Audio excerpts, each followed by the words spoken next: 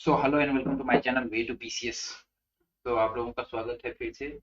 Bihar prelims का जो exam होता है बीपीएससी का, उसके जो मैं लेक्चर सीरीज लेके आ रहा हूँ ज्योग्राफी बिहार स्पेशल, उसमें आज तो देखिए दो चीज हम लोग ऑलरेडी कर चुके हैं, बिहार का फिजियोग्राफी और रिवर्स ऑफ बिहार। फिर एक सेक्शन इंपॉर्टेंट होता है कि बिहार में जो झीलें हैं प्रमुख, वो जलप्रपात, जलकुंड, नहरें तथा सिंचाई परियोजना, इनसे भी आप देखिएगा जब हम लोग एमसीक्यू करेंगे इसके टॉप 20, उसमें देखिएगा कि कहीं ना कहीं क्वेश्चंस हर एक बीपीएससी में पूछा ही जाता है, किसी किसी बीपीएससी के एग्जाम में तो 2 बार पूछा जाता है।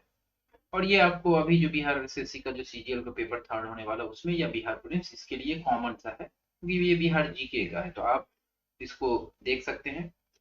डिस्क्रिप्शन बॉक्स में मैं लिंक दे दिया रहूंगा प्लेलिस्ट का, आप वहां से भी जाकर के प्रीवियस लेक्चर भी देख सकते हैं, एमसीक्यू लगा सकते हैं। और अगर आपको इसका स्टडी मटेरियल चाहिए तो आपको मेरे टेलीग्राम चैनल जो डिस्क्रिप्शन बॉक्स में लिंक दिया हुआ रहेगा वहां से जाकर के ज्वाइन कर लीजिए और वहां से आप उसको डाउनलोड करके पढ़ सकते हैं। साथ ही साथ में geography optional GS paper 1 GS paper 2 के लिए भी एक मेंस का लेक्चर सीरीज ऑलरेडी शुरू कर दिया हूँ, जिसमें जीएस पेपर 1 के लिए मैं अभी दे रहा हूँ, आप वो भी जाकर के देख सकते हैं। और अगर आप मेरे चैनल पे न्यू है तो please like share and subscribe. चलिए शुरू करते हैं बिना देर किए। तो वाटरफॉल वाटरफॉल इन जनरल होता है कि उसका जो ऊपर वाला पार्ट होता है, जो रॉक होता है, वो हार्ड होता है और नीचे वाला जो सॉफ्ट होता है। और एक सडन एकाएक सा कुछ ढलान रहे तो वहां से जब पानी नीचे गिरता है तो फिर वो नीचे के पार्ट को इरोड करता है, तो ये वाला जो पार्ट होता है इसको वाटरफॉल कहा जाता है। इसको मापने का दो तरीका है, एक मीन सी लेवल से, एक बेस लेवल से। ओके, तो ये दो तरीका है, तो इसी तरह से जलप्रपात बनती है। बिहार में भी जलप्रपात ऑब्वियसली अगर आप वो रॉक से फॉल हो रहा होगा तो ये साउथ बिहार में ही आपको अधिकतर देखने को मिलेंगे। तो जिसमें कुछ इंपॉर्टेंट है जिसका नाम हमें यहाँ मेंशन कर दिया, जिसको देखना जरूरी है। तो दुर्गापति, दुर्गापति जो है रोहतास में है, ये बिहार का सबसे ऊंचा जलप्रपात है, 91 मीटर ऊंचा जलप्रपात दुर्गावती रिवर पे है। ककोलत, ककोलत जो है ये कर्मनासा रिवर पे है, नवादा डिस्ट्रिक्ट में है और 47 मीटर ऊंचा है। तो इन दोनों के हाइट कभी कभी प्रीलिम्स में पूछ लिया जाता है, तो ये दोनों आप याद रखिएगा। धुआं कुंड जो है ये काऊ नदी पे है और ये ताराचंडी पहाड़ी रोहतास सासाराम के बॉर्डर बनाती है वहां। ओके, तो ये वहां पे रोहतास सासाराम डिस्ट्रिक्ट में है और ये ऐसा बोला जाता है कि झारखंड से बॉर्डर भी बनाता हुआ प्रतीत होता है, कभी कभी ऐसा भी बोला जाता है। तो आप धुआं कुंड याद रखिएगा, रोहतास सासाराम। करकट कैमूर में है, कर्मनासा, कर्मनासा नदी बक्सर जिला पे है। ओके, और मांझर कुंड, मांझर कुंड सासाराम में है। सुखलहरी या सुखलदरी, इसको दो नाम से भी जाना जाता है, ये कन्हर नदी रोहतास पे है और यूपी बिहार का बॉर्डर ये बनाता है। ओके, तो आप इतना याद रखिएगा, दुर्गावती, ककोलत और ये सुखलहरी, ये तीन कम से कम जरूर नाम आप याद रखिएगा। ये प्रमुख जलकुंड, तो प्रमुख जलकुंड जो है, तो जलकुंड का अगर आपको आ जाए और ऑप्शन में कहीं भी दिखे और आपको नहीं कुछ आता है तो कम से कम 3 डिस्ट्रिक्ट याद रख लीजिएगा, मुंगेर, राजगीर, गया। मैक्सिमम जलकुंड जो है वो इसी तीनों में है, 7 मुंगेर में है, 6 राजगीर में है और 1 गया है। ओके, तो आपको अगर इतना भी याद रहेगा तो हो सकता है आपका इंटेलिजेंस कम, गेस काम कर जाए। जो इसमें भी इंपॉर्टेंट है, ये सारा जितना भी जलकुंड है जनरली हम लोग धार्मिक महत्व देते हैं उसका, तो वो सारा देखिएगा क्या भगवान के नाम पे ही है या धर्म से रिलेटेड ही कहीं ना कहीं ये दिखता है। इसमें जो हॉटेस्ट है वो सीता कुंड है और इसका जो हॉटेस्ट है उसका टेम्परेचर 135 डिग्री फॉरेनहाइट है, सेल्सियस नहीं है, फॉरेनहाइट है। तो ये याद रखिएगा कि हॉटेस्ट कौन सा है, तो मुंगेर में सीता कुंड। बाकी ये सारा आप नाम एक बार देख लीजिए, लक्ष्मण कुंड, रामेश्वर कुंड, ऋषि कुंड, जन्म कुंड, ऋषि श्रृंगार ऋषि कुंड, भड़ारी कुंड, तो ये है। और गया में एकमात्र है अग्नि कुंड। तो अगर आप गया का जो नाम है वो याद रख लीजिएगा तो ऑप्शन में आपको छांटने में मदद मिलेगा इसमें। तो गया में अग्नि कुंड है।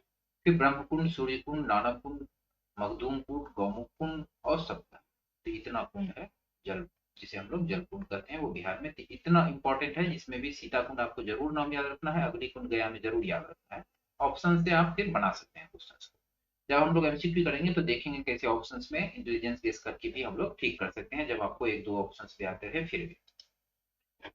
बिहार की प्रमुख झीलें, लेक्स ऑफ बिहार, तो कांवर झील, ये अति इंपॉर्टेंट है, आप इसको वीवीआई कर लीजिए। ये बेगूसराय डिस्ट्रिक्ट में है, 39th रामसार साइट है। और अभी इंडिया में कितना है, इसमें 10 जोड़ दीजिए, 49 है। लेटेस्ट कौन सा है, तो लेटेस्ट जो है वखीरा वाइल्ड लाइफ सेंचुरी इन उत्तर प्रदेश, तो टोटल 49 है। ये दोनों आप याद रखिएगा, ये 39th नंबर का है। उसके बाद होता है गोगा भी, कहाँ पे है, कटिहार में, और ये पहला सामुदायिक रिजर्व भी है बिहार का। अब नेशनल पार्क क्या होता है, सेंचुरी क्या होता है, बायोस्फीयर रिजर्व क्या होता है, वो एक अलग सेपरेट लेक्चर में हम लोग देखेंगे, पर फिर भी आप ये याद कीजिए कि ये पहला सामुदायिक रिजर्व है। फिर कुशेश्वर झील दरभंगा में, ये तीन जो ऊपर से है ये अति इंपॉर्टेंट है, इसको आपको जरूर याद रखना चाहिए। घोड़ा कटोरा झील नालंदा में है। सिमरी झील सहरसा, सहरसा में एक सब डिवीजन है सिमरी बख्तियारपुर, और उसी एरिया में ये झील है, सिमरी झील। ओके, तो ये हो गया। अनुपम झील कैमूर में है। ये एक बार पीपीएससी में प्रीवियस आई थिंक 59 या कभी ये पूछा भी जा चुका है, हम लोग एमसीक्यू सेट में देखेंगे। तो अनुपम झील। फिर जगतपुर झील है, कहाँ पे, भागलपुर में। ओके, तो ये हो गया। मन, अपना जो प्रीवियस लेक्चर था उसमें मैं आपको चौर मन बहुत सारा चीज बताया था कि दियारा क्या होता है, टाल एरिया क्या होता है, तो वो आप जाकर के देख सकते हैं वहां से। अभी के लिए मन, मन क्या है, एक तरह से ऑक्सबो लेक है, गौखुर झील है, नदियों के मान परिवर्तन के कारण ये उत्पन्न होता है। और इसमें ये दो नाम ही है जो अति इंपॉर्टेंट है, बाकी सब नाम मुझे उतना इंपॉर्टेंट नहीं लगा ना, प्रीवियस ईयर में इससे अधिक क्वेश्चन पूछा गया। एक तो मोती झील मोतिहारी में और सरैया मन बैतिया। ओके, तो ये दोनों याद रखिएगा। लेकिन झील से क्वेश्चन पूछे गए हैं प्रीवियस ईयर में दो तीन, तो आप इसको जरूर ध्यान से देखिएगा। कांवर झील तो अति इंपॉर्टेंट है, बीबीए लगा के रख लीजिए। कांवर झील किस नदी के उस पे बना है, वो मेरा रिवर चैप्टर में बताया था कि बूढ़ी गंडक जो है उसके ऑक्सफोर्ड लेक से बनाया है, बेगूसराय डिस्ट्रिक्ट में है। तो ये सब चीज थोड़ा बहुत आपको याद रखना चाहिए।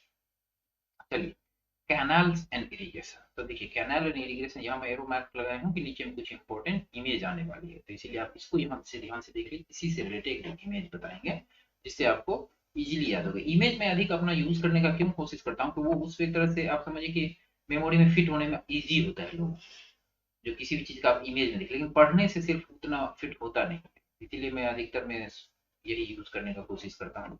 तो सिंचाई ये होती है, तीन तरह की परियोजनाएं होती है, क्या, लघु सिंचाई परियोजना, मध्यम सिंचाई परियोजना, बृहद सिंचाई परियोजना। लघु सिंचाई परियोजना कौन सा है, जिसमें 2000 हेक्टेयर से कम एरिया जो होता है उसको सिंचित किया जाता है, इरिगेट किया जाता है।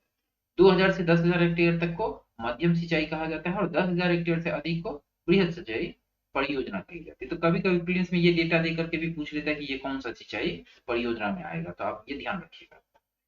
बिहार में जो लेटेस्ट डेटा था उसके हिसाब से ये था, 2019-20 का जो इकोनॉमिक सर्वे था वहां से मैं कुछ डेटा उठाया हूँ। तो उसके हिसाब से जो नलकूप है वो सबसे अधिक सिंचाई में यूज किया जाता है, 63%।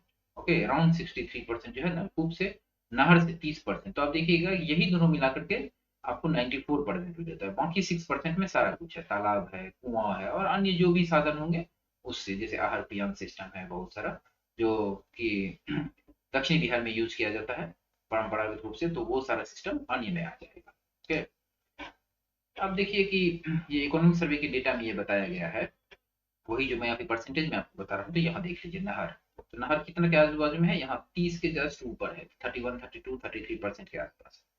तालाब उससे भी कम, और नलकूप उससे भी कम।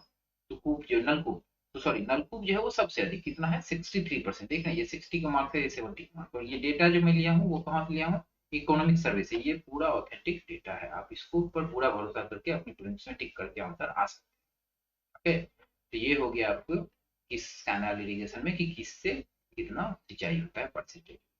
अब इस पूरे टेबल में जितना भी देख रहे हैं इसमें से एक डेटा आप एटलीस्ट याद रखिए, बाकी नहीं भी रखिए उससे कोई मतलब, लेकिन एक डेटा आप जरूर याद रखिए, और वो डेटा है आपका 117.54।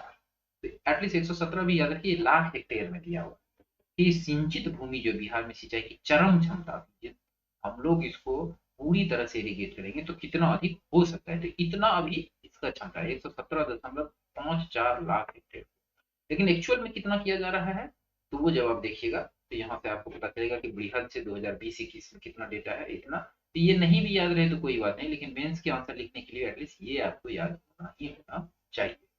और बृहद का एटलीस्ट याद है 37, देखिएगा कि 37.15, और लघु का जो है वो कितना है, 44 पॉइंट। और ये सारा हम इसलिए आपको पढ़ी प्रीवियस क्लास में कि बृहद का मतलब क्या है, मध्यम का मतलब क्या है, लघु का मतलब क्या है, कि कितना हेक्टेयर तक को वो सिंचित करता है। ठीक है, यहाँ पे ये डेटा 117.54 लाख हेक्टेयर जरूर याद रखिए। नेक्स्ट, ये मेरे जो नोटबुक है ज्योग्राफी ऑप्शनल का, वहां से मैं लेके आया हूँ। तो इसमें दो तीन चीज मैं पहले बता नहीं पा रहा हूँ, फिर आपको नेक्स्ट स्लाइड में पूरा डिटेल में बता। तो पहला जो है ये वाल्मीकि नगर, तो यहाँ पे कौन सी नगर, गंगडर। बिहार में जो है तीन जो है वो multi mode project already operational है। कौन सा, तो एक तो है वाल्मीकि नगर भैंसालोटल में स्थित है, जो कि गंडक नदी पे है। दूसरा है कौन सा, कोसी पे है, कहाँ पे है, हनुमान नगर में है। और तीसरा जो है वो डेहरी में है, डेहरी ऑन सोन वहां लोग बोलते होंगे, तो उससे नाम से यही कि डेहरी ऑन सोन, मतलब डेहरी जो है में सोन नदी पे डेहरी में बांध बनाया गया, तो ये सोन रिवर पे बनाया गया।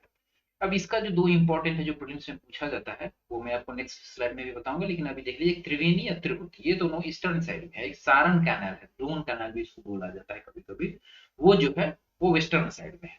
ओके, और ये निकलती कहाँ से है, तो ये पश्चिमी चंपारण। इसी तरह कोसी और सोन में तो कुछ नहीं करना है, ईस्टर्न कोसी वेस्टर्न कोसी, तो eastern Kosi canal western Kosi canal. But हाँ, आपको ये ध्यान रखना चाहिए कि किस किस डिस्ट्रिक्ट में इससे इरिगेशन किया जाता है। और तीसरा अगर आप देखिएगा, तो ईस्टर्न सोन कनाल हो गया, वेस्टर्न सोन कनाल, तो वेस्टर्न सोन कनाल में बहुत सारा फिर छोटा छोटा भी है इसमें, जैसे कि बक्सर कैनाल है, भभुआ कैनाल है, तो छोटा छोटा उससे पार्ट निकला है, but mainly western canal and eastern, western Son canal and eastern Son canal. Okay, but name में जो थोड़ा चेंज देखने को मिलेगा, वेस्टर्न ईस्टर्न नहीं, वो मिलेगा आपको गंडक पे, जहाँ पे त्रिवेणी त्रिहुत, तो जितना भी टी से नेम है ना, आप समझिए अगर तुक्का भी मारना आपको, तो जितना भी टी से नेम है वो गंडक पे ही है। ओके, चलिए, तो ये है, आप देख लीजिए कि त्रिवेणी, तिरहुत, तेऊर, दोन, ये सारा जो है गंडक नदी पे है। किस किस जिला में है, तो ये है त्रिवेणी जो है वो पश्चिमी चंपारण, पूर्वी चंपारण, मुजफ्फरपुर, वैशाली में इरिगेट करता है। तिरहुत जो है वो पूर्वी चंपारण, पश्चिम, पूर्वी चंपारण, पश्चिमी चंपारण से तो शुरू नहीं होता है, तो थोड़ा सा ऊपर, बट ये पूर्वी चंपारण के बॉर्डर पे एक तरह से तिरहुत से ही निकल, त्रिवेणी से ही निकलता है। फिर मुजफ्फरपुर, वैशालीपुर एंड समस्तीपुर, तो इतना मोटा मोटी आपको याद रखना। और ये इधर वाला है वो पश्चिमी चंपारण, गोपालगंज वाला जो डिस्ट्रिक्ट है, सारण, सारण कैनाल भी बोला जाता है उसको, तो उस सबको ये, सॉरी यहाँ नाम छूट गया है, वह सारण भी आप इसमें लिख दीजिए। पूर्वी सोन कैनाल जो है वो औरंगाबाद, गया, भोजपुर, पटना इस सब में करता है। और पश्चिमी जो है वो भोजपुर में स्पेशली, भोजपुर बक्सर जो स्पेशली है, और रोहतास को भी ये इरिगेट करता है, रोहतास से तो निकलती है ये, इंटर ही करती है वहीं से। फिर पश्चिमी कोसी जो है वो दरभंगा, मधुबनी, बेगूसराय जो पश्चिम का एरिया है। पूर्वी कोसी जो है वो अररिया, पूर्णिया, सहरसा, सुपौल, जो कोसी प्रमंडल है आपको डिवीजन, वहां पे इस सबको ये इरिगेट करती है। अब इस पे जितने मल्टी मोड बनाए, कितना बिजली उत्पादन होता है क्या, उसके लिए एक सेपरेट लेक्चर हम लोग जब देखेंगे इंडस्ट्री, उसमें जाकर के देखेंगे। और अभी के लिए आप इरिगेशन पर्पज से इतना नाम जरूर याद रखिएगा। अब जो है कि कैनाल से जो सर्वाधिक जिला, किस जिला में किस कैनाल से सबसे अधिक, कैनाल से या नलकूप से या तालाब से, कुआं से किया जाता है, तो आप एटलीस्ट फर्स्ट नेम जरूर याद रखिए। ओके, हो सके तो पूरा रखिए, बट फर्स्ट नेम जरूर याद रखिए। तो नहर से जो सर्वाधिक सिंचित है वो जिला है वो रोहतास है। सोन कैनाल आपको पता ही कि सोन का ईस्टर्न और वेस्टर्न दोनों रोहतास से निकलता है, तो वहां पे सबसे अधिक यहाँ पे सिंचाई होती है। फिर है पश्चिमी चंपारण, फिर है औरंगाबाद, और इसके बाद अगर देखा जाए तब है भोजपुर। ओके, नलकूप से देखिए तो समस्तीपुर एक नंबर पे है, सीतामढ़ी दो नंबर पे, कटिहार तीन नंबर पे। तालाब से देखिएगा तो दरभंगा, शेखपुरा, सीतामढ़ी ये है। कुआं से देखिएगा तो दरभंगा, मधुबनी, तो ये जो है वाटर लॉक्ड एरिया होता है नॉर्थ बिहार का, तो वहां पे तालाब का अधिक यूज किया जाता है मिथिला के रीजन में। इसीलिए वहां पे मखाना आप देखिएगा उसका बहुत अधिक खेती होता है। गवर्नमेंट उसको जीआई टैग भी दे दिया है, और आजकल वो पूरे दुनिया में फेमस हो रहा है ऑनलाइन ई कॉमर्स के माध्यम से, और अधिक माध्यम से, दूसरे अन्य माध्यमों से। तो ये हो गया। तो इस तरह से हम लोग अभी खत्म कर दिए हैं जो लेक का था, कैनाल, वाटर इरिगेशन, इस सब चीजों को। अगर आपको किसी भी तरह से ये वीडियो अच्छा लगता है तो प्लीज इसको शेयर कीजिए अपने दोस्तों में। Please do like, share and subscribe my channel.